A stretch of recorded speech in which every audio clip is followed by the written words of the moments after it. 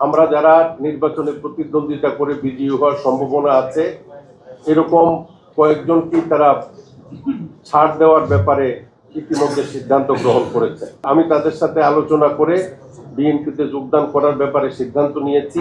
আপনারা অনেকেই অবগত আছেন যে লিবারেল ডেমোক্রেটিক পার্টির সভাপতি কর্নেল অলি আহমেদ এবং মহাসচিব আমি, তো আমরা 2012 সন থেকে বিএনপির নেতৃত্বাধীন জোটের সাথে ছিলাম।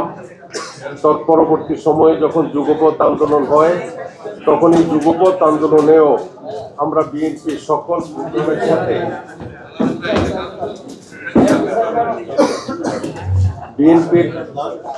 প্রোগ্রামের সাথে আন্দোলনের সংগ্রামে রাজপথে সর্বত্র আমরা ছিলাম। বিএনপির ভারপ্রাপ্ত চেয়ারম্যান এবং বিএনপির পক্ষ থেকে যুগপৎ আন্দোলনের সাথীদেরকে নিয়ে যারা আন্দোলন সংগ্রামে ছিল, একটা পর্যায়ে জাতীয় সরকার গঠনের ঘোষণা আসে। তারেক রহমান সাহেব এই ঘোষণা দেন। এই ঘোষণার পরে দেশের সার্বিক অবস্থার বিবেচনায় এবং সরকার যখন দেশে নির্বাচনের ঘোষণা করেন তখন বিএনপির সাথে বিভিন্ন পর্যায়ে আমাদের সভা সমিতি বৈঠক হয়।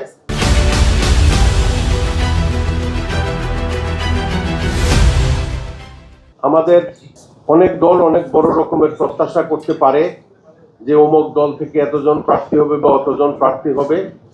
তো এই জায়গাতে স্কাইপি মিটিংয়ে জনাব তারেক রহমান সাহেবের সাথে আমার আলোচনায় আমি ওনাকে বলেছিলাম যে বিভিন্ন জায়গাতে বাংলাদেশ জাতীয়তাবাদী দলের প্রার্থী আছে এবং যুগপৎ আন্দোলনের সাথীদেরও বিভিন্ন জায়গাতে প্রার্থী আছে। যোগ্যতার মাপকাঠিতে যিনি যোগ্য হিসেবে বিবেচিত হবেন তাকেই আপনাদের সমর্থন নিয়ে নির্বাচন করার জন্য সুযোগ দিবেন এবং আমি বিশ্বাস করি সেটাই তিনি করেছেন। এবং আমাদের দল থেকে প্রথমে কয়েকটি জায়গা খালি রাখা হয়েছিল।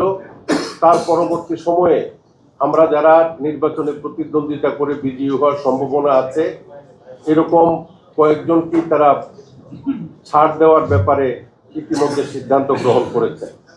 তো আমার যিনি সভাপতি কর্নেল অলি আহমেদ বীর বিক্রম, তার সাথে আমার আলোচনার পরে তিনি বলেন যে না, আমরা এত কম সংখ্যক ছাড় দেওয়া জায়গাতে তাদের সাথে একসাথে বসে আমরা নির্বাচনে প্রতিদ্বন্দ্বিতা করব না, একসাথে থেকে নির্বাচনে প্রতিদ্বন্দ্বিতা করব না। তো আমি তার সাথে দ্বিমত প্রকাশ করেছি যে আমরা যুগপৎ আন্দোলনে ছিলাম এবং যারা যেখানে যোগ্য প্রার্থী আছে সেই বিবেচনায় তারা আমাদেরকে ছাড় দিবে, ওটার সাথে তার সাথে আমি একমত। কিন্তু তিনি আমার সাথে একমত পোষণ করেন নাই। তো এই দলের সিংহভাগ স্থায়ী কমিটির প্রেসিডিয়াম সদস্য এবং বাংলাদেশের বিভিন্ন জায়গার নেতাকর্মীরা তারা আমার সাথে একমত পোষণ করেছেন, কিন্তু কর্নেল অলি আহমেদ সাহেব একমত পোষণ করেন নাই। এবং একমত পোষণ না করে তিনি আজকে একটি প্রেস কনফারেন্স ডেকেছেন পার্টি অফিসে। আর অন্যদিকে বিএনপি অফিস থেকে আমাকে এই জায়গাতে আসার জন্য তারা আমন্ত্রণ জানিয়েছেন। আমাদের দলের আরো দু একজনকেও আমন্ত্রণ জানিয়েছিলেন। একজনকে আমন্ত্রণ জানিয়েছিলেন, সেটা হলো কর্নেল অলি আহমেদের ছেলে। তো কর্নেল অলি আহমেদের ছেলে আমার সাথে আসে নাই।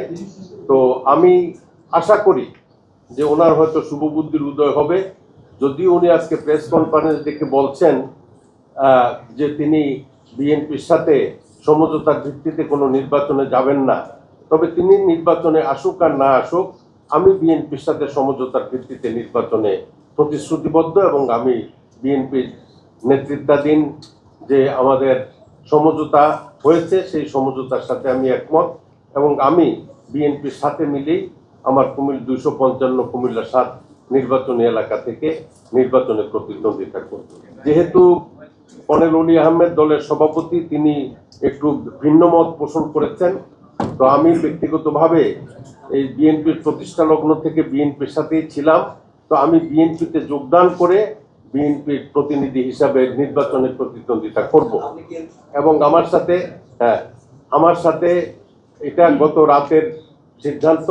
তো আমার সাথে বাংলাদেশ জাতীয়তাবাদী দলে আমাদের প্রেসিডিয়ামের অনেকে, তারপরে নির্বাহী কমিটির অনেকেই তারাও আমার সাথে যোগাযোগ করেছেন যে লিবারেল ডেমোক্রেটিক পার্টির কোনো নির্বাহী কমিটির সিদ্ধান্ত ছাড়া কর্নেল অলি সাহেব বিএনপির সাথে ডিসোসিয়েট করার যে সিদ্ধান্ত নিয়েছেন এই সিদ্ধান্তের সাথে এলডিপির প্রেসিডিয়ামের অনেকেই তার সিদ্ধান্তের সাথে একমত নন এবং আমি তাদের সাথে আলোচনা করে বিএনপিতে যোগদান করার ব্যাপারে সিদ্ধান্ত নিয়েছি এবং আজ থেকেই সারা বাংলাদেশের বিভিন্ন জায়গায় যারা এলডিপির কমিটিতে আছেন, নির্বাহী কমিটি, প্রেসিডিয়াম, তারাও বিএনপিতে যোগদান করে আগামী নির্বাচনে বিএনপির প্রার্থীদের পক্ষে বিভিন্ন জায়গাতে কার্যক্রম চালিয়ে যাবেন।